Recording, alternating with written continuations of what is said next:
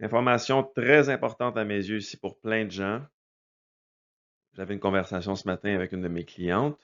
Elle m'a dit: «Hey Nico, je suis prête à faire un témoignage pour toi parce que tu as eu beaucoup d'impact, sur ma santé dans la dernière année et je suis enfin prête.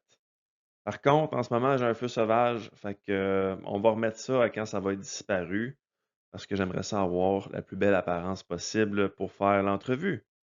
Je suis comme: «Aucun souci. Est-ce que tu connais, la raison pourquoi est-ce que ça sort en général des feux sauvages?» Elle me dit: «Non».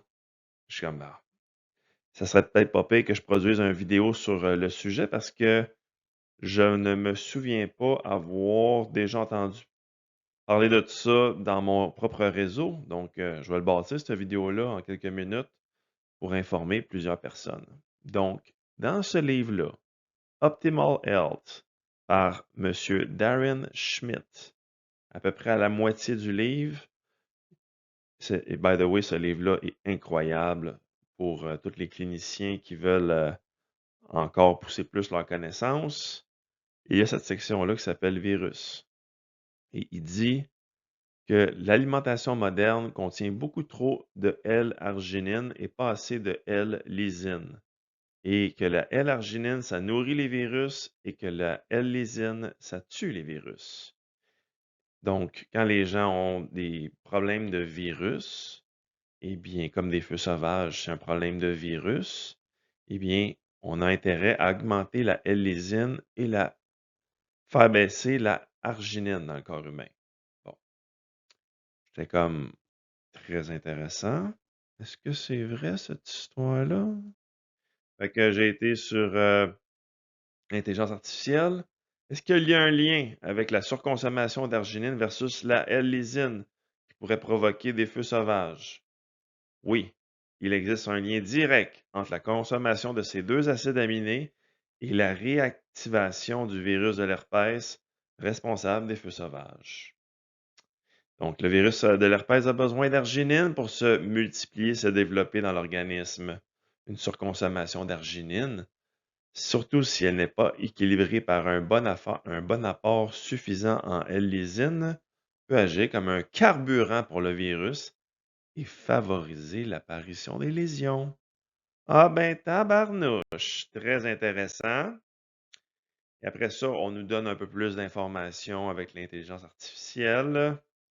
L'arginine est essentielle à la formation des protéines de la capside, l'enveloppe du virus, et à la synthèse de son ADN. Sans arginine, le virus ne peut pas se reproduire efficacement. Et là, au niveau de la structure moléculaire de la lysine, eh bien, ça se rapproche de la L-arginine. Et là, le virus finit par se tromper, il utilise la L-lysine et finalement, ça mène à sa perte. Et ça l'empêche de se multiplier.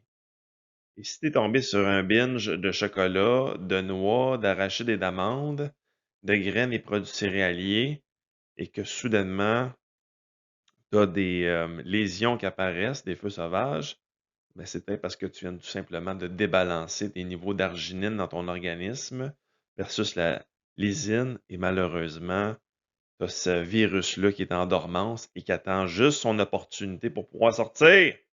Pourriture! Donc, on veut consommer davantage de L-lysine qui provient de la viande, des fromages, poissons et œufs pour rebalancer le tout. Et ça peut être un peu long pour certaines personnes. Donc, qu'est-ce qu'on va faire? On peut y aller avec une approche un peu plus, que je vais qualifier de sniper, une approche plus de type sniper. Donc, on passe à la prochaine diapositive et on pourrait carrément utiliser supplément pour pouvoir contrer cette problématique-là. Et ça nous dit également que ça vient là. Si tu es rendu là dans la vidéo, tu es rendu au bout de croquant, là. Certaines personnes utilisent également des suppléments de L-lysine, souvent entre 500 mg et 3 grammes par jour, donc de 1 à 6 capsules par jour.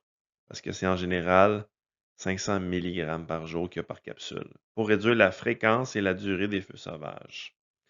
Et voilà, vous êtes rendu à l'information que je voulais vous partager et qui est fort, fort intéressante. Donc, à des fins préventives pour certaines personnes et à des fins de réduire la durée de cette apparition-là. Et je vais terminer en disant également, beaucoup de pré-workout, beaucoup contient de la L-arginine parce que c'est un précurseur pour bâtir d'autres molécules dans l'organisme et permettre une meilleure vasodilatation au niveau du système veineux, la production d'oxyde nitrique et compagnie. Mais si tu prends des dosages thérapeutiques, on va dire, ou des hauts dosages de L-arginine, puis que tu as le virus en toi, cherche pas plus loin que ton propre pré-workout, que c'est lui qui induit tes feux sauvages et la prolifération du virus. Sur ce, très bonne information. Merci, bonsoir.